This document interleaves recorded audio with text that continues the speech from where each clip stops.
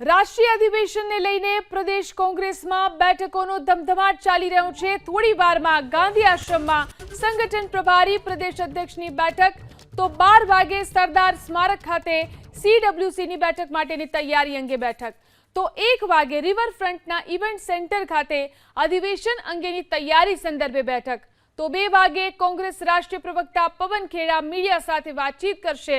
2 વાગે પ્રદેશ કોંગ્રેસ કાર્યાલય ખાતે રિસેપ્શન કમિટીની બેઠક મળશે, તો 4 વાગે પ્રદેશ કોંગ્રેસ કાર્યાલયમાં CWC કોઓર્ડિનેશન કમિટીની બેઠક, 5 વાગે PCC ખાતે એકોમોડેશન અને ટ્રાન્સપોર્ટેશન કમિટીની બેઠક।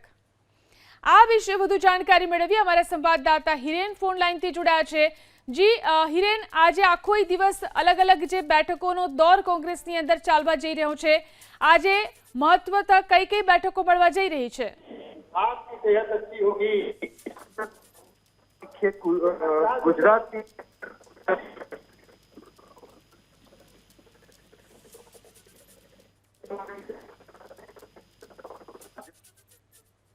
તો સંપર્ક બરાબર થઈ શક્યો નથી, પરંતુ બેઠકોનો જે દોર આજે આખો દિવસ ચાલવા જઈ રહ્યો છે કોંગ્રેસના અધિવેશનને લઈ, અને બેઠકોનો ધમધમાટ પ્રદેશ કોંગ્રેસની અંદર વિવિધ બેઠકો આજે આખો દિવસ ચાલવાની છે। થોડી વારમાં ગાંધી આશ્રમમાં સંગઠન પ્રભારી અને પ્રદેશ અધ્યક્ષની બેઠક મળવા જઈ રહી છે।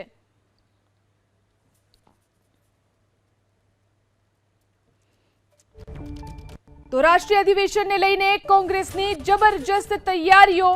કોંગ્રેસના 1800 ડેલિગેટ્સ માટે 35 હોટલો બુક કરવામાં આવી, 4 એસી વોલ્વો બસ, 25 મિની બસ અને 500 કાર પણ તૈયાર કરવામાં આવી છે। હોટલથી કાર્યક્રમ સ્થળ પહોંચાડવા માટે બસોને બુક કરાઈ છે। CWCના 169 સભ્યો માટે 4 એસી વોલ્વો બસ રાખવામાં આવી। એરપોર્ટ અને રેલવે સ્ટેશન પર કોંગ્રેસ હેલ્પ ડેસ્ક પણ ઊભું કરાશે।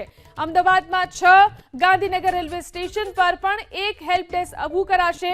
અમદાવાદ એરપોર્ટ પર 3 સહિત કુલ 10 હેલ્પ ડેસ્ક ઊભા કરવામાં આવશે। તો રાષ્ટ્રીય અધિવેશનને લઈને કોંગ્રેસે જબરજસ્ત તૈયારીઓ કરી।